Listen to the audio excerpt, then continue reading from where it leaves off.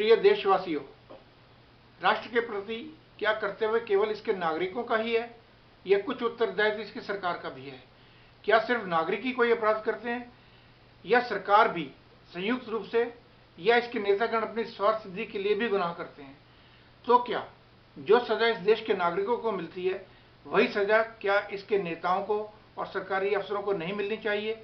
यदि नहीं मिलती तो नागरिक स्वयं अपनी रक्षा के लिए शस्त्र उठाकर यदि जुल्म का प्रतिशोध लेते हैं तो यह सरकार उन्हें आतंकवादी करार देती है। क्या इस सरकार का अपने नागरिकों के प्रति कोई कर्तव्य नहीं? क्यों नहीं भारत सरकार ने 27 वर्ष बीत जाने के उपरांत भी अभी तक सिखों के साथ कोई इंसाफ क्यों नहीं किया? यदि अब भी नहीं करती तो न जाने कितने बलवंत सिंह, दिलावर सिंह, जगतार सिंह हवारा, परमजीत सिंह ब्योरा, सुखदेव सिंह, हरजिंदर सिंह जिंदा जैसे शहीद बार बार जन्म लेते रहेंगे और जुल्म का बदला लेने के लिए शहीदी का जाम हर बार पीते रहेंगे। यह सरकार जुल्म करती रहे, हत्याएं करती रहे और हम उफ भी ना करें। इंसाफ मिलना तो बड़ी दूर की बात है। भाई बलवंत सिंह राजोआना को भारत सरकार द्वारा फांसी की सजा दी गई है। क्या यह वास्तव में न्याय है या सरकारी वध? आइए देखते हैं। बलवंत सिंह राजोआना पंजाब पुलिस में सरकारी नौकरी करते थे, परंतु इन्होंने अपनी सरकारी नौकरी को ठोकर मारकर विद्रोह का रास्ता क्यों अपनाया? क्यों पंजाब के मुख्यमंत्री बेअंत सिंह का कत्ल किया?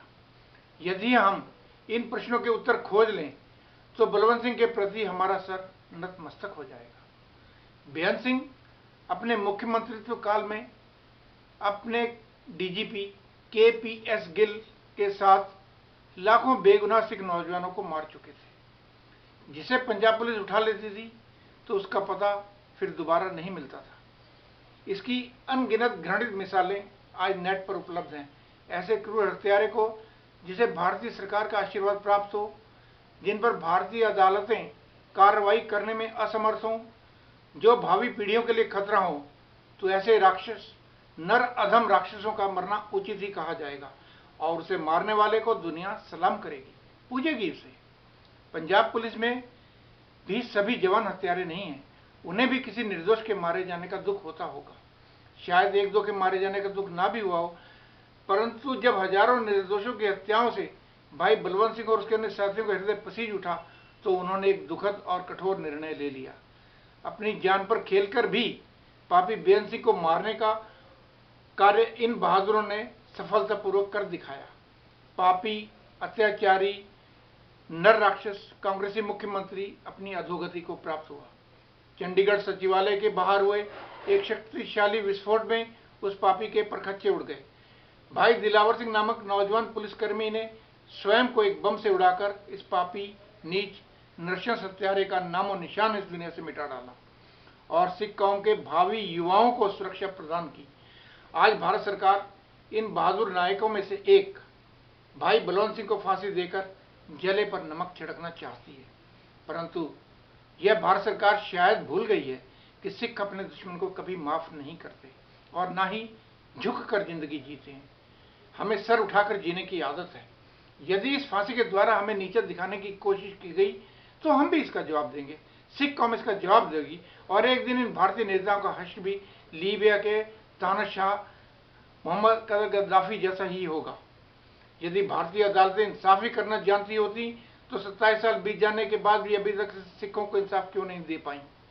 निर्दोष सिखों को कत्ल करने वाले अपराधियों पर कोई कार्रवाई क्यों नहीं हुई? क्यों 1984 के इन अपराधियों को भारत सरकार संरक्षण दे रही है? पहले इन पर कार्रवाई करो और फिर हमारे किसी बहादुर को सजा दो। इसलिए भारतीय सरकार और इसके न्यायाधीश पहले अपने गिरेबान में झांक कर देखें कि कौन सच्चा है, कौन झूठा, कौन गुनाहगार है, कौन बेगुनाह। पहले खुद आईना देखें, फिर किसी को अपराधी घोषित करें। हमें भारतीय न्यायिक व्यवस्था में कोई विश्वास नहीं है। यह अदालतें, यह सरकार और इस देश की पुलिस से हमारा विश्वास उठ चुका है। पहले न्याय कीजिए, विश्वास स्थापित कीजिए और फिर किसी नागरिक को सजा देने के बारे में सोचिए। हम भी इस देश में पैदा हुए हैं, यह देश हमारा भी है, परंतु यदि हम पर ऐसे ही जुल्म होते रहे तो हम इस देश को अपना देश कैसे मान सकते हैं? हमें अपनी आगामी पीढ़ियों की सुरक्षा के बारे में सोचना होगा। क्या उनका भविष्य इस देश में सुरक्षित है? यदि हाँ, तो हमारे साथ जुल्म बंद करके इंसाफ कीजिए और हमें भी यह एहसास दिलाइए कि यह देश हमारा भी है। अन्यथा विवश होकर हमें पृथक सिख राष्ट्र की मांग उठानी होगी। इसकी संपूर्ण जिम्मेदारी भी भारत सरकार पर ही होगी। हम पृथक होना नहीं चाहते, परंतु यदि भारत सरकार इसी तरह जुल्म करती रही तो पृथकता ही अंतिम सत्य साबित होगी और फिर भारत का एक बार और विखंडन होगा, फिर से नए राष्ट्रों का उदय होगा। इसलिए दूरंदेशी से काम ले सरकार और राष्ट्र हित को सर्वोपरि रखकर समाज के सभी वर्गों और धर्मों को साथ लेकर चले, इसी में इस देश की भलाई है। जय बंद।